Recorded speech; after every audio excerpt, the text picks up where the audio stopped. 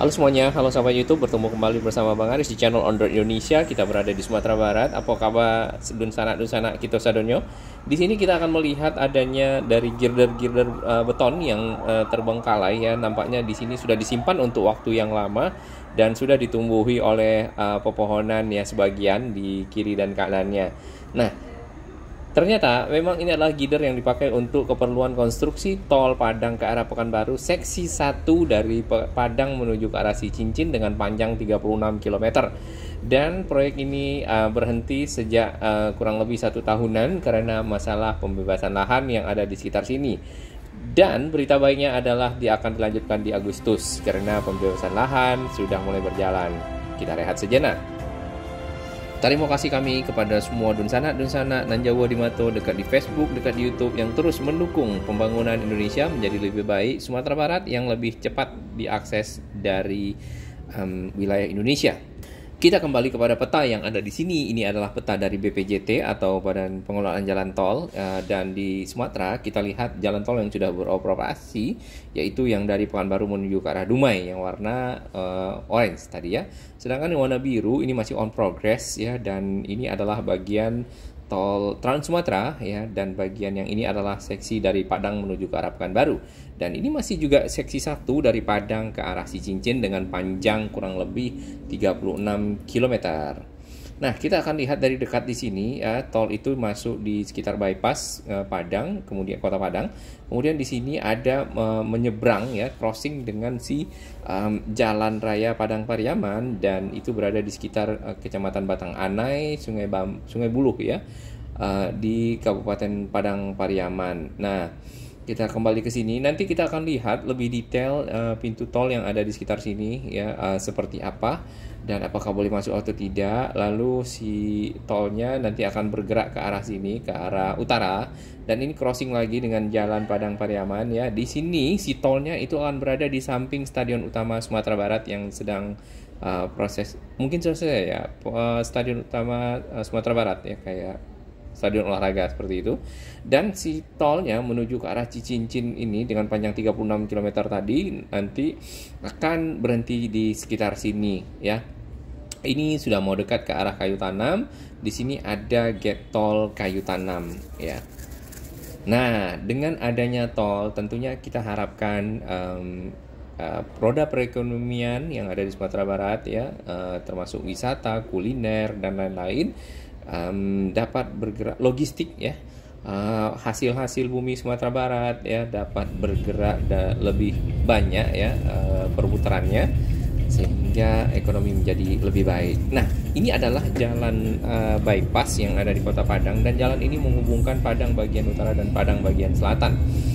Jalan ini sangat membantu masyarakat mobilitas ya dari satu lokasi di bagian Kota Padang ke bagian Kota Padang lainnya, termasuk ke arah Bandara Minangkabau ya. Sumatera Barat sendiri terkenal dengan banyak kawasan wisata yang kalau kita kunjungi itu mungkin tidak akan habis waktu seminggu ya. Dengan adanya akses tentunya kawasan-kawasan ini lebih mudah dijangkau oleh para pengguna, baik dari Sumatera itu sendiri, Riau utamanya, atau dari arah Sumatera Utara ya, Bengkulu, kemudian juga dari Jawa. Nah, saya salah satu pendatang dari Jawa yang berkunjung ke Sumatera Barat di sekitar awal-awal bulan Juli ya. Ternyata ya, kalau kita lihat di peta, si pintu tol ini berada di Kabupaten Padang Pariaman dan berbatasan dengan Kota Padang dan Kota Tangah kalau tidak salah. Nah, ini kalau kita dari arah jalan bypass ya, dari daerah Kota Padang sendiri menuju ke arah bandara, si pintu tol itu berada di sebelah kanan ya, untuk masuk ke on ramp ya, on ramp menuju ke arah Bukit Tinggi. Di sini informasinya adalah masuk ke jalan tol Padang ke arah Bukit Tinggi, kemudian lurus ke arah bandara. Kita akan berhenti di sini sedikit untuk melihat progres yang ada di sekitar sini ya. Nah, dengan adanya jalan tol ini nanti mudah-mudahan ke arah Bukit Tinggi ya, kemudian juga ke arah Pekanbaru, yaitu dengan total jarak 256 kilo dapat ditempuh dalam waktu 2,5 jam misal, seperti itu, dengan kecepatan 100 km per jam atau mungkin hampir 3 jam. Nah, biasanya Padang ke arah Pekanbaru itu bisa makan waktu lebih dari 6 jam 7 jam ya. Ada kurang lebih 6 seksi ya untuk sampai ke arah ke Pekanbaru. Ya, ini adalah pintu tolnya kalau kita lihat dari jalan sini, dan dijaga oleh petugas. Nampaknya di bagian sana ada semacam tenda utama karya ya. Kemudian ada mobil kendaraan ya. Di situ pasti ada orang. Di sini dibatasi ditutup dengan barrier beton akses masuk ke dalam, karena memang proses pembangunan mungkin masih ada yang berlangsung atau masih akan dilanjutkan karena belum selesai, jadi tidak bisa dilewati oleh umum. Seksi pertama itu Padang Sicincin dengan panjang kurang lebih 28 km ya. Kemudian Sicincin Bukit Tinggi 41 km. Bukit Tinggi ke arah Payakumbuh itu 36 km. Payakumbuh ke arah Pangkalan itu 43 km. Dan ke arah Pangkalan dari Payakumbuh itu di sana sebenarnya ada kilo 9 ya. Kemudian Pangkalan ke arah Bangkinang itu 56 km, dan ini sudah masuk ke perbatasan, lalu masuk ke Provinsi Riau, lalu Bangkinang ke arah Pekanbaru 38 km. Tentunya dengan adanya si tol ini ya, paling tidak dari Pekanbaru sampai ke arah Padang, untuk masyarakat yang ingin berlibur, atau ya kalau kita tahu di Pekanbaru juga banyak para perantau dari Sumatera Barat ingin pulang kampung ya, atau dari beberapa lokasi-lokasi lainnya seperti Dumai, Duri ya, itu bisa mencapai daerah-daerah kampungnya seperti Bukit Tinggi, Payakumbuh, Padang Taro, Padang Panjang dan lain-lainnya lebih cepat dari waktu yang ditempuh sebelumnya. Sebenarnya tol Sumatera Barat ini atau dari Padang untuk Pekanbaru merupakan sirip ikan ya, atau tol yang akan terhubung dengan tol utamanya, yaitu tol Trans Sumatera. Tol Trans Sumatera sendiri dari Bakauheni menuju sampai ke arah Aceh. Nah, tersambungnya ini itu adalah ke arah tol Trans Sumatera yang di sekitar Pekanbaru menuju ke arah Dumai ya, nanti akan berbelok ke arah Kapit Solapak saja, mungkin ke arah Rantau Merapat, lalu ke arah Kisaran. Nah, Kisaran sendiri itu sedang on progress ke arah Tebing Tinggi.